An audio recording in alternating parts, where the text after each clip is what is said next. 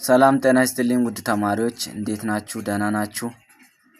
በዚህ አጭር ቪዲዮ ስለ የተሳካ ወይንም ስኬታማ የጥናት ዘዴዎችን ወይንም የጥናት ደረጃዎችን እናያለን። ስኬታማ አጠናን ዘዴዎች 5 ቁልፍ ጉዳዮችን ይይዛሉ። ስለዚህ እነዚያን ቀስ በቀስ ደረጃ በደረጃ እስከ መጨረሻው እስከ 5ኛው ድረስ እናያለን። የመጀመሪያው ፕላኒንግ ይባላል። ይሄ እቅድ ማውጣት ነው። ስለዚህ የትኛውም ሰው ስራ ንባብ እንግዲህ ስራ ነው። ስለዚህ ይሄንን ስራ ከመስራታችን በፊት ስራውን ማቀድ ወሳኝ ነገር ነው። ስለዚህ ቀናችን ለ3 ብናካፍል 8 ሰዓት እናገኛለን። በመጀመሪያው 8 ሰዓት ምናነብበትና ምንማርበት ሰዓት ነው። ከዛ በመቀጠል ደግሞ የቀረው 8 ሰዓት ደግሞ የራሳችን የግል ጉዳይ ቸርች የምንሄድ መስጊድ የምንሄድ እንዲሁም ደግሞ ሪላክስ የምናደርግ የራሳችን ነገር የምንሰራበት ነው።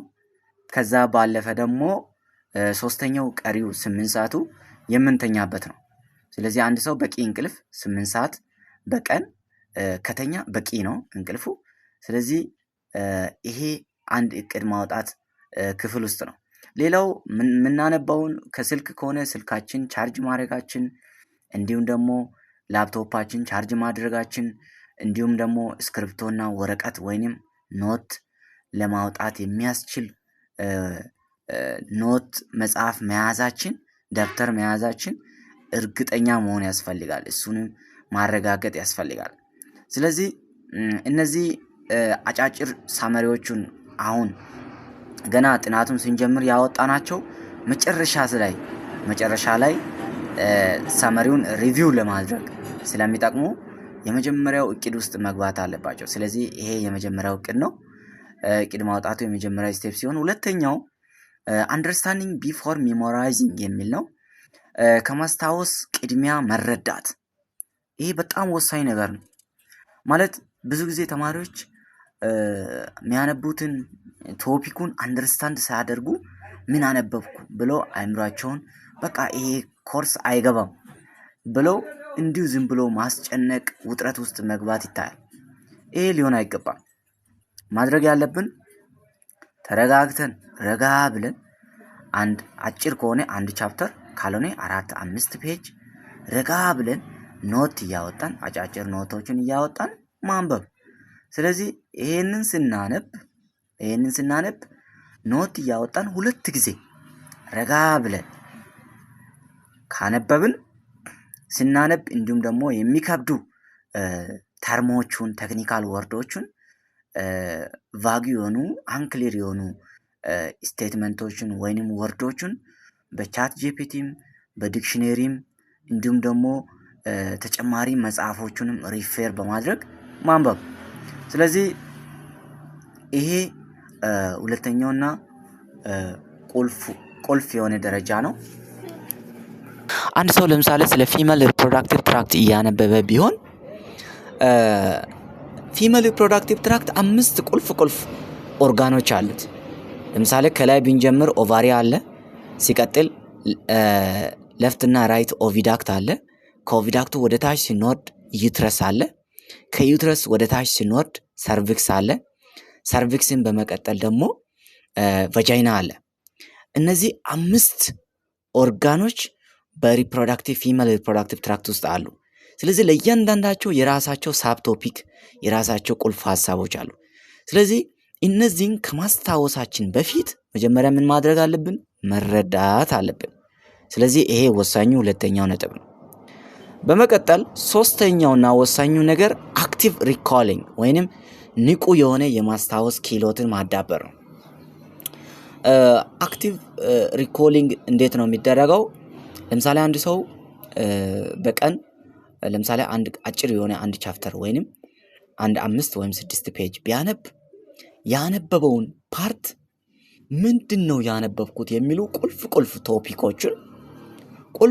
ቶፒኮችን ሃንዳውት ከሆነ ሃንዳውቱን በመዝጋት ስልክ ከሆነ ስልኩንም በመዝጋት ላፕቶፑንም እንዲሁ በመዝጋት ሁሉንም ያነበብበትን እያየን የነበርነውን መጽሐፉን ወይንም ሃንዳውቱን ኤቭሪቲንግ በመዝጋት በአእምሯችን ብቻ እስክሪብቶና ንጹህ ወረቀት በመያዝ ማስታወስ። ይሄ ለ15 ደቂቃ ለ20 ደቂቃ ሊደረግ ይችላል። ይሄ ክህሎት ነው፣ ቀስ በቀስ ነው የሚዳብረው። ስለዚህ ይሄንን ማዳበር በጣም ወሳኝ ነገር ነው። ምክንያቱም በኋላ ላይ ለምሳሌ ኤክስፕላይን፣ ዲስከስ ወይንም ብሪፍሊ ኤክስፕላይን የሚሉ ጥያቄዎቹን ለመመለስ ይሄ ለእኛ አንድ ክሊው ነው ወይንም አንድ ማስረጃ ነው። አንድን ነገር ንቁ ሆነ ማስታወስ መቻላችን ራሱ አንድ ለእኛ ምልክት ነው። ስለዚህ ይሄ አክቲቭ ሪኮሊንግ አንደኛ የምንጽፈው ስቴትመንት ዴቨሎፕ የምናደርገው ስቴትመንት ኢቭን ለአስተማሪው በሚገባው መልክ ኢቭን እንግሊዘኛ አጻጻፋችንም ደግሞ ያሻሽልልናል። ስለዚህ አክቲቭ ሪኮሊንግ ብዙ ጊዜ ካነበብን በኋላ መጽሐፉን ወይንም አንዳውቱን በመዝጋት ስልክና ላፕቶፕን ሁሉም ነገር በመዝጋት ለአንድ 15 ደቂቃ ማስታወስ ነው። ስለዚህ ይሄ ሶስተኛው ደረጃ ነው። አራተኛውና ወሳኙ ደረጃ ፕራክቲስ ፓስት ኮስችንስ የሚለው ነው። ስለዚህ የቀድሞ ጥያቄዎችን መስራት። ይሄ በእርግጥ አስተማሪዎች ማንኛውም አስተማሪ ቢሆን የቀድሞውን ፈተና ቀጥታ አያወጣም። ነገር ግን አንድ ማወቅ ያለብን የትኛውም አስተማሪ የሚያወጣው ጥያቄዎቹ ፓተርን አላቸው። በቃ ተመሳሳይ አይነት ፓተርኖች አሉ። ለምሳሌ ምርጫዎች ይኖራሉ፣ ማቺንግ ይኖራል፣ እንዲሁም ደግሞ ሾርት አንሰር ይኖራል፣ እንዲሁም ደግሞ ኢሳይ ወይንም ኤክስፕላኔሽን ይኖራል፣ ፕሮብሌም ሶልቪንግ ይኖራል እና የቀድሞ ጥያቄዎችን መስራት ለዚህ አሁን ልንፈተን ላለነው ጥያቄ ኮንፊደንስ ይጨምርልናል። ምን ያህል እንደተረዳን ራሳችን እንድንገመግም ይረዳናል። ስለዚህ የቀድሞ ጥያቄዎችን ካገኘን እነዚያን ማንበብ። አስተማሪዎች ብዙ ጊዜ ቁልፍ የሆኑ ቃላቶችን ተማሪዎች ማወቅ አለባቸው የሚሉ ፍሬዞች ካሉ በማቺንግ ያመጣል። ይሄ የታወቀ ነው። እንዲሁም ደግሞ ሃው፣ ዋይ የሚያስብሉ ሃው ኢት ሃፐንስ፣ ሃው ኢት ኦከርስ፣ ዋይ ጊዜ ካነበብን በኋላ ቢሆን ይመረጣል። ቶፒኩን በሚገባ አንደርስታንድ ካደረግን ሪኮል ካደረግን በኋላ የምናነባውን ነገር በደንብ ከተረዳን በኋላ ከጥናቱ መጨረሻ ጊዜ ቢሆን ይመረጣል። አምስተኛውና ወሳኙ ነገር ላስት 24 hour activities የሚባሉ ናቸው። የመጨረሻ ሰዓት ተግባር። ይህ ምንድነው? ብዙ ጊዜ 24 ሰዓት ወይም 48 ሰዓት ለፈተናው ሲቀር ምን ማድረግ አለብን የሚሉ ልንወስዳቸው የሚገቡ ጥንቃቄዎችን ጭምር ናቸው። ስለዚህ መጀመሪያ ላስት 24 hour ብቻ ለፈተናው የሚቀር ከሆነ አጫጭር ኖቶችን መጀመሪያ በእቅዳችን መሰረት ተራ በተራ ተረጋግተን ስርዓት አስጠብቀን ያወጣነውን አጫጭር ሳመሪዎቹን እነዚያን ሪቪው ማድረግ፣ እነዚያን መልሶ መላልሶ ማንበብ፣ እነዚያን እያነበብን ግልጽ ያልሆነውን ፓርት ሄዶ ከዋናው ሃንዳውት ማየት። ስለዚህ ይሄ አንድ የላስት አወር ተግባር ነው። ሌላኛው የላስት አወር ተግባር ልክ ለፈተና አንድ ቀን ሲቀር በዛው ዕለት ምሽት ላይ ተገቢ የሆነ እንቅልፍ መተኛት። ቅድም ቀኑን ለ3 አካፍለናል ብያቸዋለሁ።